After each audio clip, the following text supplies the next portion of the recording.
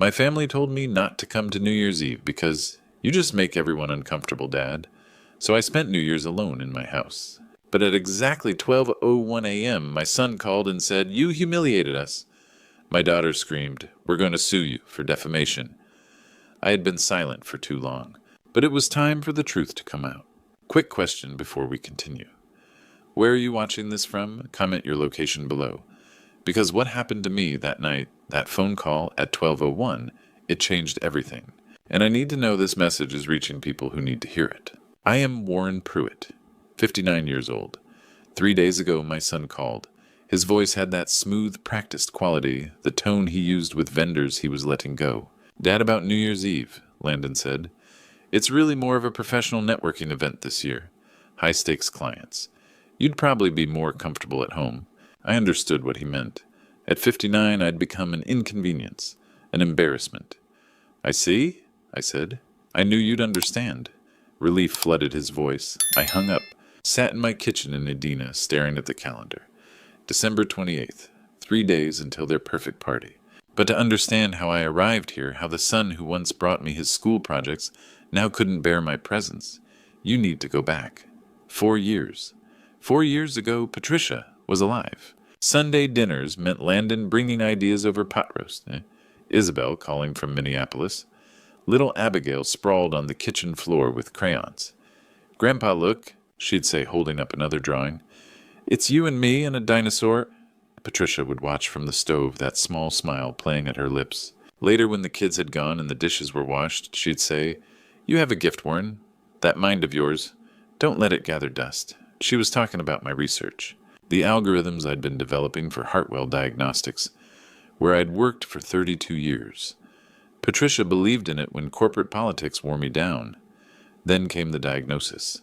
Pancreatic cancer. Stage 4. She died 6 months later on a Tuesday morning in October, holding my hand. At the funeral, Abigail was 5. She stood beside me at the graveside, her small hand gripping mine. When they lowered the casket, she looked up with Patricia's eyes and asked, "Is she cold?" I couldn't answer. For the first few months, the kids called often. Grief pulls people together, even briefly. But slowly, the calls became shorter, less frequent.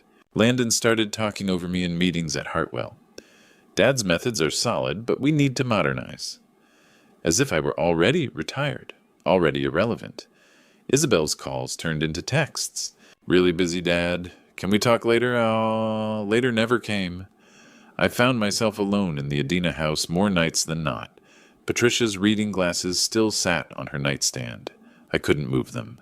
Her garden outside grew wild. I didn't have the heart to tend it.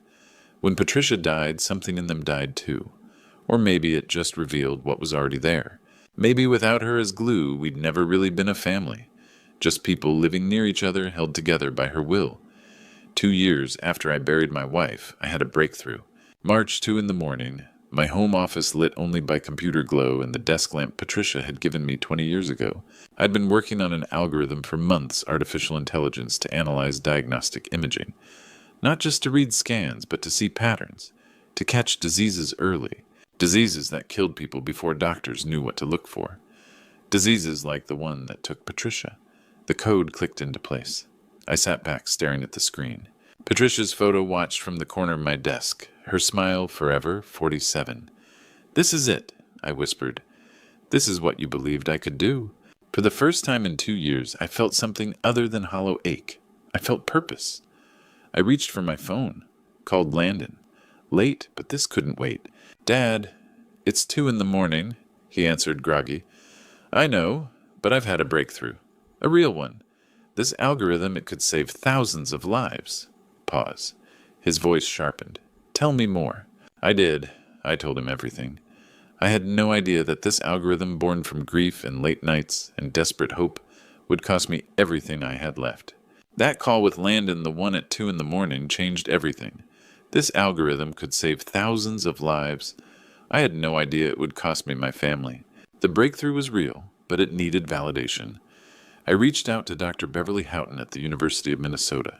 We'd crossed paths at conferences over the years. Her work on neural networks was brilliant, meticulous. We met at a coffee shop near campus on a gray March afternoon. I walked her through my framework on my laptop. She studied the code for 10 minutes without speaking. Finally, she sat back. Warren, this is exceptional. Career-defining. She stirred her coffee eyes sharp. But I need you to hear this. File the patent before you tell anyone. Before you bring it to Hartwell. She paused. Before you tell your family. My family. Intellectual property disputes destroy relationships faster than infidelity. I've seen brilliant work claimed by people who contributed nothing. File first. Protect yourself first. Duncan Prescott's office was downtown Minneapolis. All glass and steel. He specialized in IP law for tech startups. This is solid, he said, reviewing my documentation. We'll file a full patent application. If anyone tries to claim they developed something similar, we'll have a paper trail even the best lawyers can't break.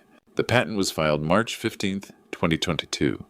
Every line of code timestamped and legally mine. I didn't plan to need it. I just wanted insurance. April came with Landon's call. Dad Hartwell's in a tough spot. We need innovation to get investors excited again. His voice had that energized quality. I know you've been working on diagnostic stuff. Can you consult on strategy? It felt good to be asked, to be valued. We met at Hartwell's Rochester headquarters. Landon outlined where the company was bleeding money, where the market was heading. We need to pivot. AI-driven diagnostics, that's the future. I explained concepts, frameworks for pattern recognition, how neural networks could be trained on imaging data. Not the full algorithm, I wasn't stupid, but enough to show the potential.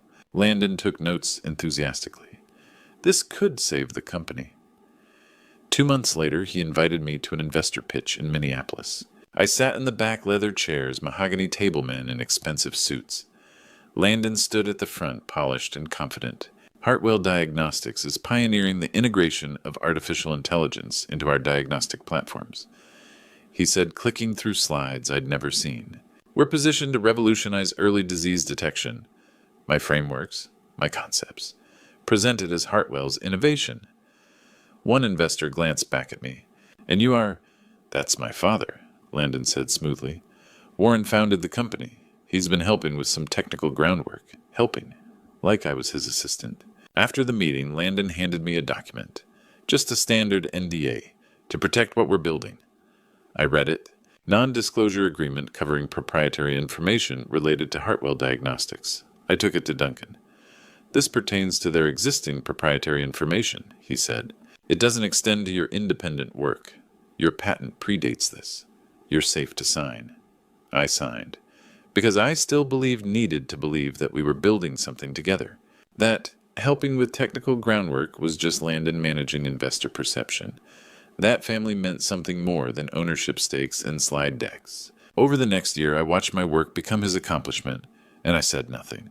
The Thanksgiving table was set for 30, but there was no place for me. I don't mean literally. There was a chair, end of the table near the kitchen. But when your son seats venture capitalists and board members closer to the centerpiece than he seats you, the message is clear. Landon's penthouse overlooked downtown Minneapolis. Floor-to-ceiling windows, catered hors d'oeuvres, a bartender mixing craft cocktail. This wasn't the Thanksgiving I remembered. Patricia's pot roast, mismatched chairs, Abigail coloring at the kids' table. This was a networking event with turkey. Isabel worked the room like a politician. When someone asked about Hartwell's origins, she smiled. Our father, he founded Hartwell years ago, back when diagnostics was all analog. Years ago, as if I were a relic, as if 32 years of work could be summarized as analog. Landon stood at the head of the table, wine glass raised. I want to thank everyone for believing in our vision. The innovations we're leading in AI-driven diagnostics are going to change healthcare. Our vision, our innovations. I watched him describe my algorithm, the one I'd filed a patent for 8 months earlier, as if it had emerged from a boardroom brainstorming session. A woman in a tailored suit turned to me. Mr. Pruitt, you must be so proud. What's it like watching your son take the company into the future? Before I could answer, Landon cut in. Dad's methods were very traditional. We've modernized the approach, brought in younger talent, faster processes. He smiled. The room smiled with him. I was 59 years old, and my son had just called me obsolete, in front of 30 people. Abigail tugged my sleeve. 7 years old, Patricia's eyes. Grandpa, Why do you look sad? I left before dessert. 6 months later, Landon called. Come to the office. Not Dad. Not, can we talk? Just come to the office. The conference room in Rochester was all glass and steel. Landon sat at the head. Isabel beside him, laptop, open arms crossed. I took the chair across from them. It felt like a deposition. The company's struggling, Landon said. Investors are pulling back. We need the full algorithm, all of it. I kept my voice steady. I gave you the framework. The rest is mine. Dad. Isabel's tone was sharp, impatient. You signed an NDA. Everything you worked on while consulting for Hartwell belongs to Hartwell. The NDA covers proprietary information I was exposed to, not my independent work, not my patent. Landon leaned forward. We're family. You built this company. Don't you want to see it succeed? I do. That's why I'm protecting the work. His jaw tightened. Family doesn't sue family. I stood. My hands were shaking, but my voice wasn't. Family doesn't steal from family either. Isabel's face flushed. You're being unreasonable. I walked out. I made it to my car before I realized my phone had been recording the entire conversation. Minnesota's a one-party consent state. I didn't need their permission. I drove home, and I started building my case. They'd given me a choice: disappear or fight back. They made a mistake. They assumed I'd disappear. They didn't just steal my work. They tried to erase me entirely. The first sign was the meetings. I'd spent 32 years at Hartwell. My name was on the original incorporation papers, but suddenly I wasn't copied on emails. Strategy sessions happened without me. When I asked Landon, he said, We're streamlining decision-making, Dad. Don't take it personally. Everything is personal when it's your life's work. Then came the dinners. Isabel's birthday in July, I found out from a photo on social media 3 days later. Landon's anniversary in August, same thing. They were still gathering, still celebrating. I just wasn't invited. The social media posts were worse. Team-building retreats, board dinners, company milestones, captions like, grateful for this incredible team, and surrounded by the people who matter most. I'd built Hartwell from a 2-room clinic in Rochester. Now I wasn't even in the frame. The hardest part was Abigail. Landon stopped bringing her by. When I called to ask why, he said, She's busy with school. We'll figure something out. We never did, but Abigail found a way. Drawings started arriving in the mail. Crayon portraits of the two of us. A house with 2 stick figures, labeled Grandpa plus me. No return address, but I knew. She was 8 now, old enough to understand something was wrong. Old enough to sneak envelopes into the mailbox. I taped every single drawing to my office wall. By September, I'd run out of space. Landon posted a photo online that month. Him, Isabel, and Abigail at a Twins game. Caption, My whole world. Abigail was smiling, holding a foam finger. She looked happy. I stared at that photo for 20 minutes before I realized I was crying. August. Russell Pemberton called. I didn't recognize the name at First Venture Capital, based in Minneapolis. He said, I think you should see this. He emailed me a pitch deck. 23 slides. Hartwell Diagnostics' proprietary AI framework. Except it wasn't Hartwell's. It was mine. Word for word, diagram for diagram. Landon had pitched it to 3 VC firms in August of 2023, 5 months after I'd filed my patent. I pulled up my patent filing. March 15th, 2022. I laid the documents side by side. Identical. I called Dr. Houghton. She came over that night, read through everything, and said, Warren, silence protects abusers, even when they're your children. That's when I stopped being quiet. September. Colin and Lauren, 2 researchers I'd mentored at the University of Minnesota, agreed to co-found a new company with me. We called it Neural Diagnostics. We filed for IPO in October. Target launch January 1st, 2025. Midnight. November. Amanda Grayson from Forbes reached out. Someone had tipped her off. Maybe Russell, maybe someone else. I met her at a coffee shop in Stillwater. Brought everything. Patents. Emails. Recordings from the June confrontation. Russell's pitch deck. Dr. Houghton's corroboration. Amanda took notes for 2 hours. Finally she looked up. This is going to be big. National coverage. But we'll embargo it until midnight on New Year's. Your family won't know until the whole world knows. I nodded. Good. She studied me. You're sure once this is public there's no going back? They already took everything. I'm just taking the truth back. December came, and with it the final insult. I wasn't building a lawsuit, I was building a reckoning. The text came on December 3rd. Just immediate family this year. Isabel. No "Hi, Dad." No phone call. Just 8 words that erased me from Christmas. I stared at my phone for a long time before I typed back. I am your family. 3 dots appeared. Disappeared. Appeared again. Then, you know what I mean. Maybe next year. Maybe next year. I looked at the calendar on my kitchen wall. 22 days until Christmas. Last year was the first without Patricia. I'd hosted badly. Burned the ham, forgot the cranberry sauce, served store-bought rolls that tasted like cardboard. But Abigail had loved it. She'd made me a construction paper star for the tree, covered it in glitter that I was still finding in the carpet months later. Told me it was the best Christmas ever because Grandpa tried really hard. This year I wasn't invited. There was a drawing on my refrigerator. Abigail had mailed it in September. 3 stick figures under a triangle tree. Labels in careful second-grade handwriting, me plus Grandpa plus Christmas tree. She'd drawn it 4 months ago. Still hoping we'd be together? I took the drawing down, folded it carefully along the creases. Put it in my desk drawer with the others. 23 drawings now all hidden away like secrets. December 3rd to 27th. 24 days of watching from the outside. Landon posted photos online. Their company Christmas party at some downtown venue with champagne towers and string quartets. Grateful to celebrate with the people who make it all possible. Abigail was in one of the shots wearing a red velvet dress, holding a gingerbread cookie bigger than her hand. She looked older, taller. I hadn't seen her in person since June.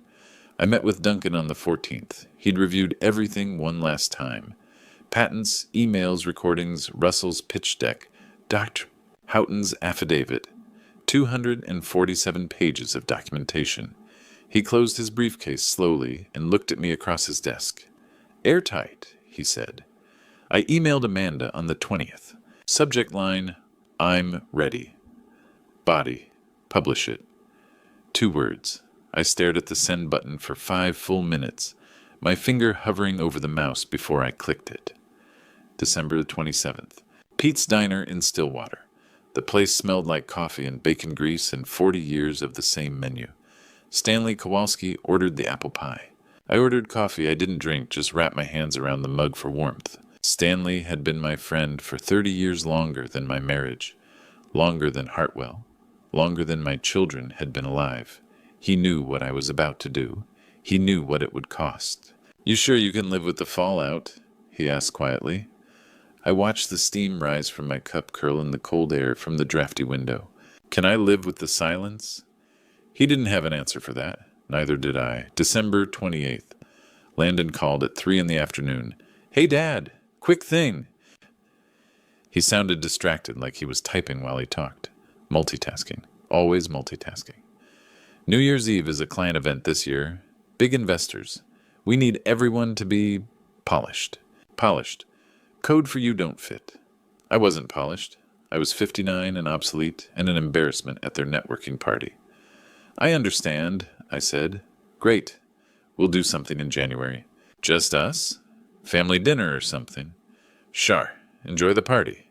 He hung up. Didn't say goodbye. Didn't say, I love you. Didn't say I'm sorry. Just hung up. I walked through the house that night. Slow. 1 room at a time, like I was saying goodbye.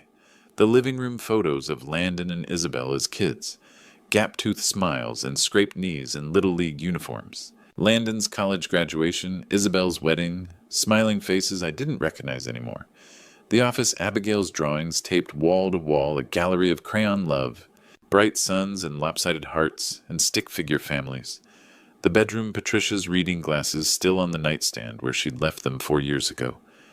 I hadn't moved them, couldn't. The study my patent certificate in a simple black frame. March 15th, 2022. The day I'd protected my life's work from my own children. I stopped in front of Patricia's photo on my desk, taken in the garden summer of 2019. She was holding tomatoes, laughing at something I'd said. I couldn't remember what anymore. I don't know if this is right, I told her, but I'm done being erased. The clock on the wall read 9:47 p.m. 3 days until the truth. December 31st, New Year's Eve, the last day of the lie. I had 17 minutes until midnight. 17 minutes to decide whether to destroy my family or save myself. Landon's party was happening across town. Some rooftop venue in downtown Minneapolis, champagne towers, string lights, a DJ. 300 people networking their way into the new year. I was in Adena, in the house Patricia and I bought in 1987. Lights off except for my laptop on the kitchen table. TV muted, showing Times Square. The house was quiet but full of purpose. The Forbes article was ready. The IPO live, waiting for 12:01. Amanda had sent the preview link.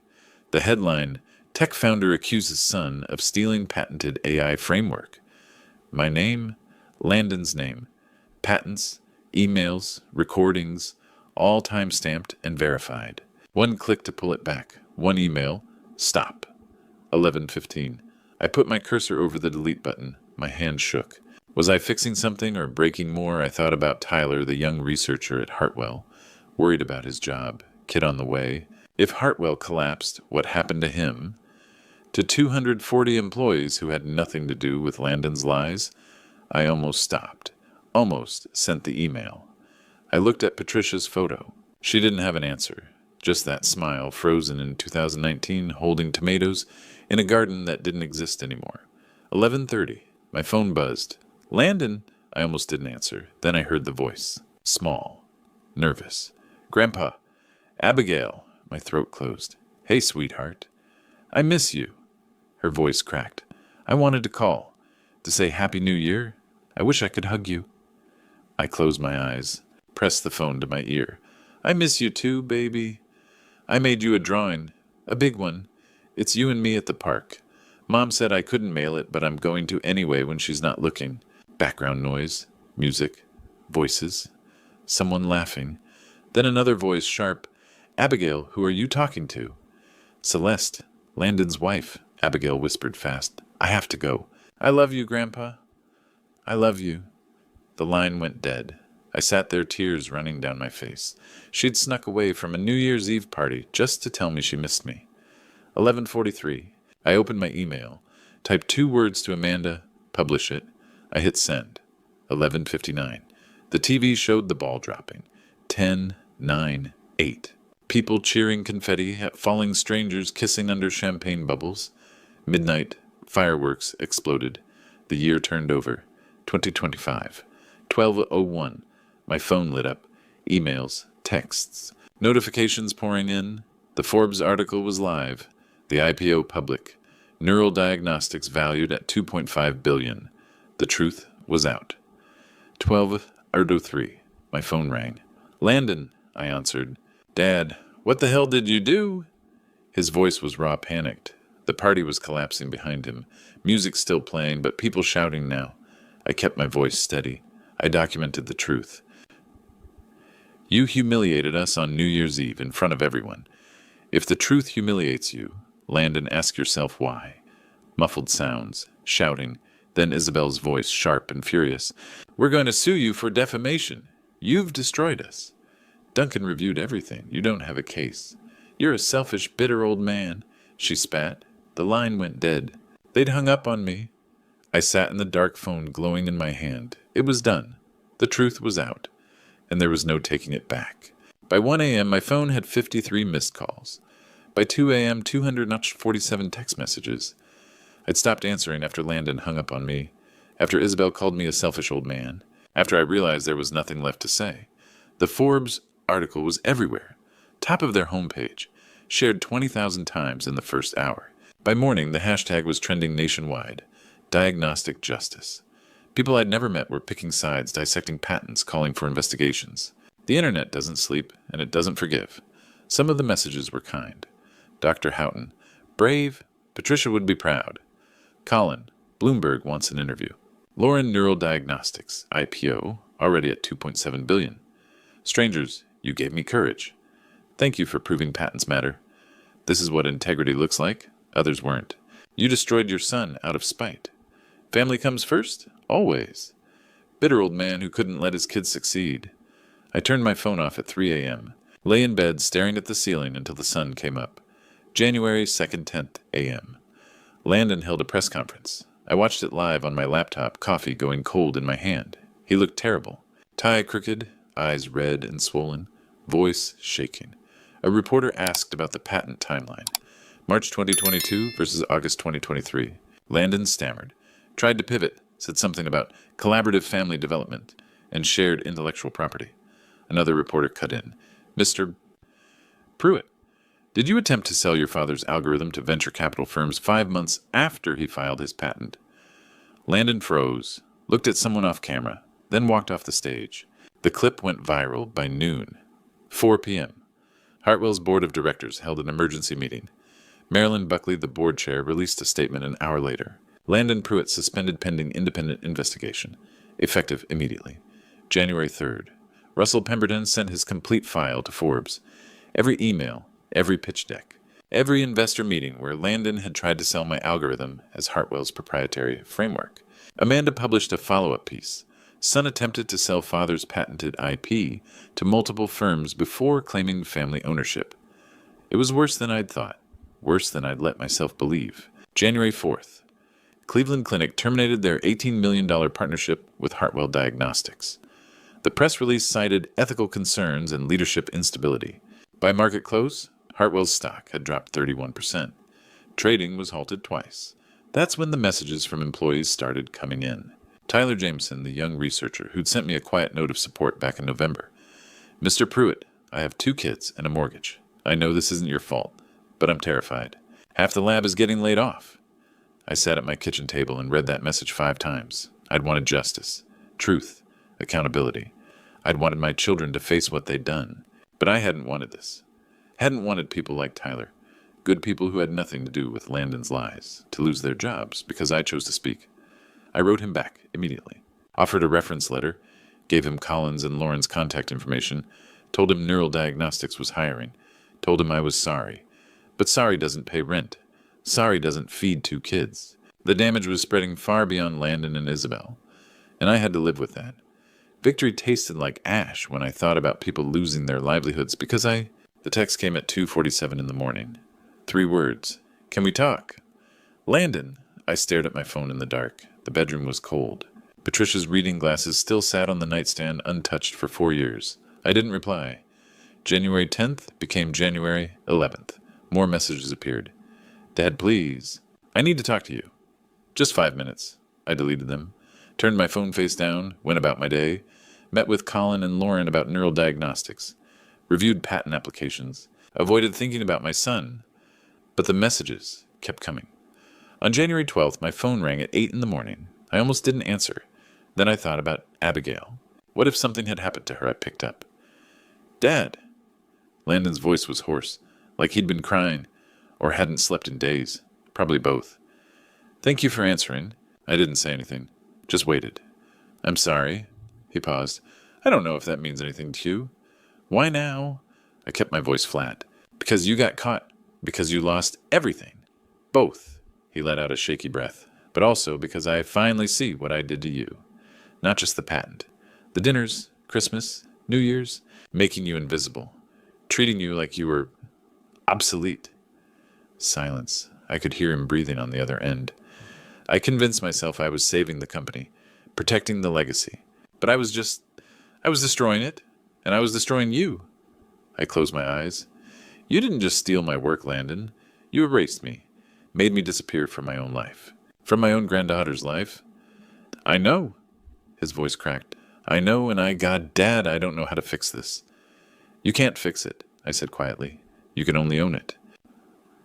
What does that mean? It means if you want to make this right, you tell the truth. Publicly. Not because a lawyer told you to. Not because the board is watching. Because it's the truth. Long silence. Then they'll fire me permanently. The board, investors. I'll never work in this industry again. Then you have a choice to make, I said. The same choice you forced me to make. The line went quiet for so long, I thought he'd hung up. Then okay. Okay, what? I'll do it. I'll tell the truth. I didn't say, I'm proud of you. I didn't say, I forgive you. I just said, good. We hung up. 3 days later, January 15th, Landon posted a statement online. Public, professional network, personal account, everywhere. I read it on my laptop coffee going cold beside me. He'd written it himself, I could tell. No PR polish, no lawyer-approved language, just truth. He admitted everything. The pitch deck, the investor meetings, the attempt to claim my algorithm as Hartwell's proprietary work, the erasure, the humiliation. He took full responsibility, announced his resignation from all positions. Permanent, no conditions. The comments section exploded. Some supportive, some vicious. Too little too late. At least he owned it. PR stunt. Integrity is doing the right thing even when it costs you everything. I sat there for a long time staring at the screen. Then I sent Landon a private message. 4 words, it's a start. Not I forgive you. Not we're okay now. Just, it's a start. Healing doesn't look like reconciliation. It looks like boundaries. It looks like truth, without guarantees. I'd told the truth. Landon had admitted his lies, but that didn't mean we were family again. 1 year later, I spent New Year's Eve differently. I wasn't alone. February 2025. I gave the keynote at the Medical Innovation Conference in Chicago. Ageism in Tech. Intellectual property. Protection. Why documentation matters. I spoke about patents, about silence, about the cost of speaking up and staying quiet. When I finished, 2,000 people stood. Applause echoed off the walls. Messages poured in afterward. You gave me permission to stand up for myself. I'm filing my patent tomorrow. Thank you for proving age doesn't mean obsolete. I saved everyone. March. Neural Diagnostics announced a $60 million partnership with Cleveland Clinic. Dr. Clifford Manning called personally. This technology is going to save lives, Warren. That's what matters. Not the noise. Lives. He was right. April. Landon and I met for coffee. Stillwater Diner. Same place Stanley and I had sat 10 months earlier. We talked for an hour. It wasn't warm. It wasn't easy. But it was honest. He'd started therapy. Working with a startup in Boston, entry-level rebuilding, he asked about Abigail, asked if I'd be willing to see her. I said yes. Not for him. For her. Summer. Fall. Neural Diagnostics grew. Colin and Lauren hired 50 researchers. Tyler Jameson was one of them. He shook my hand in the hallway. Thank you. Just that. December 31st, 2025. 1 year later. I wasn't at a rooftop party in Minneapolis. I wasn't sitting alone in Adena staring at a laptop finger, hovering over a button that would change everything. I was at my house, but it was full. Colin, Lauren, Dr. Houghton, Stanley, Duncan, Amanda the Forbes journalist who'd taken my story seriously. We raised glasses at 11:58, 2 minutes to midnight. To second chances, Colin said. To truth? Lauren added. Stanley looked at me. To the family we choose. I looked around. These people saw me. Actually saw me. Not as outdated or embarrassing or dead weight. As Warren. As someone who mattered. A year ago I'd been alone. Uninvited. Invisible. Tonight I was surrounded. I'd lost my children. I'd found my voice. I'd lost my family. I'd found my people. Both things were true. Both hurt. Both healed. Midnight struck. Fireworks in the distance. Cheers on TV. We clinked glasses. I felt it. Not happiness exactly, but peace. The kind that comes from doing the right thing even when it costs everything. My phone buzzed. 12:14 a.m. Email notification. Subject, can I call you? Sender Abigail Pruitt. My hands shook. She'd created an email account. Typed it herself, probably with help. Hi, Grandpa. Dad said I could video call you if you want. Do you want to? I miss you. Love, Abigail. I stared at the screen. My throat tightened. I looked up. Everyone was watching. It's Abigail, I said quietly. She wants to call. Dr. Houghton smiled. Then call her back, Warren. I stepped into the next room, opened the video app, pressed her name. Heart pounding. The screen connected. There she was. 9 years old, taller, hair in braids, Patricia's eyes. Hi, Grandpa.